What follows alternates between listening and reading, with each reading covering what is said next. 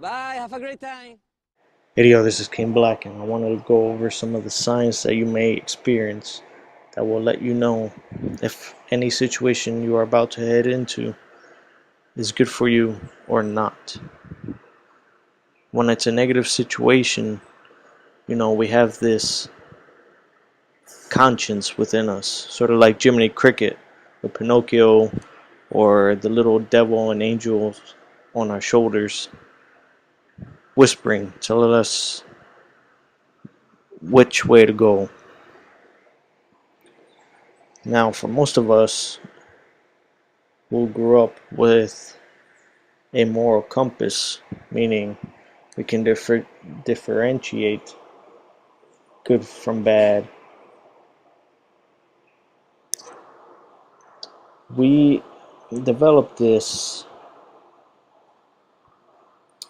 inner voice that sort of nags at our subconscious when we are doing something that we know isn't good for us or we're not supposed to. For example, as a kid, if you were going to steal a candy bar from a store, as soon as the thought of stealing that candy bar comes into your mind, there should be some voice, some sort of feeling that comes over you that compels you not to do it. You know, regardless of how hungry you might feel or the fact that you didn't bring any money into the store. If you were taught right from wrong, there's inner feeling, this inner feeling that comes over you that kind of wants to pull you back from that thought. That is a moral compass. And you feel this kind of, sometimes you may feel this kind of a heat come over you. You instantly feel heavier before the situation you are facing. Your mind starts racing. You start thinking, I shouldn't do this, I shouldn't do this. But then you have that little inner demon, that little devil on your shoulder that's saying, it's just one candy bar, store is rich enough, company that owns that candy bar is rich enough, it's not going to be missed.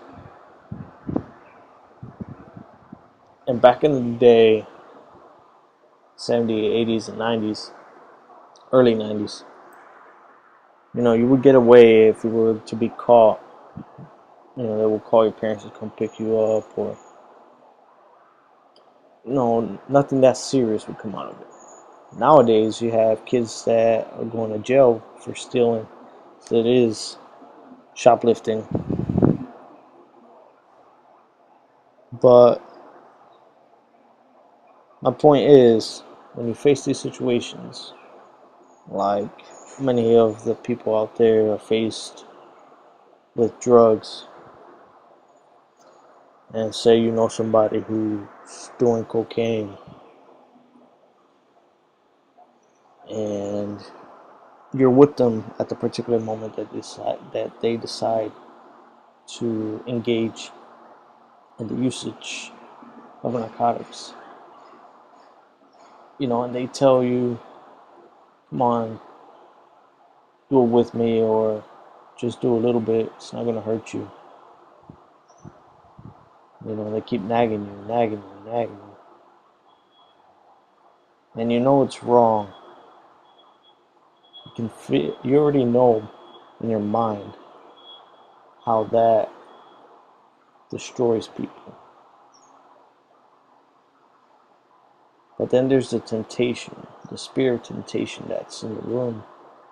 It kind of pokes and prods you and tries to encourage you to partake. But it is the heaviness of the mind, the heaviness of the conscience,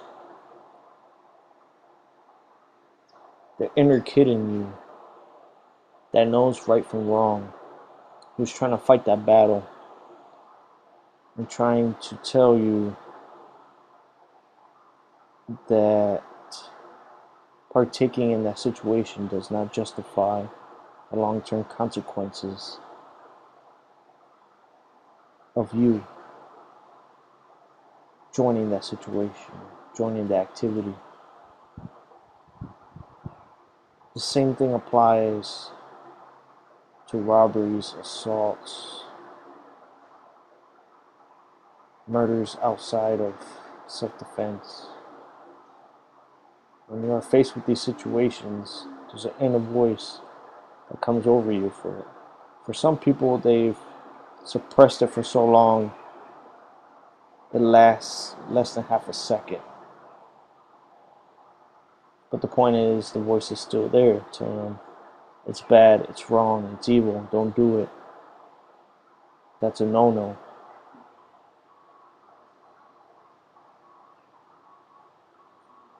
This is when discipline comes in. This is when your inner discipline needs to take over.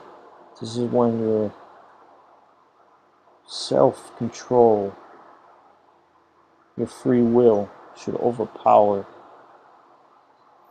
your body's desire to commit an action or participate in activity that is negative.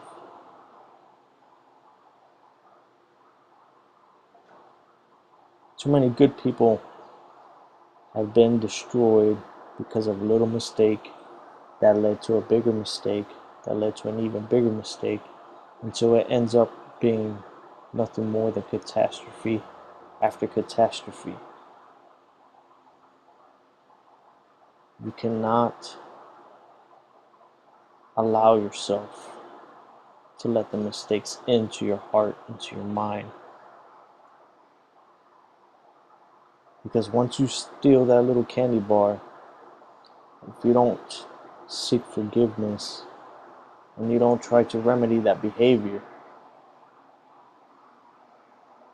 that little candy bar turns into, later on, stealing a shirt, stealing pants, turns into maybe getting caught, getting sent to juvenile detention center.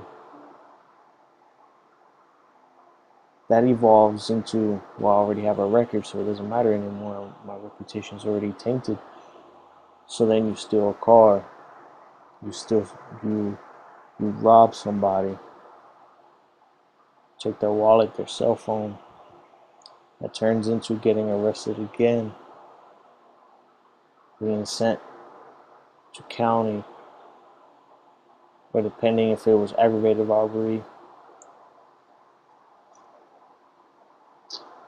or armed robbery, you'll be sent to prison, in the penitentiary. Then when you come out, you feel the system's against you. Then the next step ends up being assault or murder. This all stems back from a small decision that was left unchecked. You have to keep up your morality. If you already committed some mistakes, you are not, and you're listening to this, you're obviously not in the grave. So you have time to change course, to change direction. Do not let the past mistakes pigeonhole you into a certain lifestyle. Don't think because you have a record for dealing drugs or using drugs or assaulting somebody, that's all you will ever be. That's all you will ever be if you choose to be.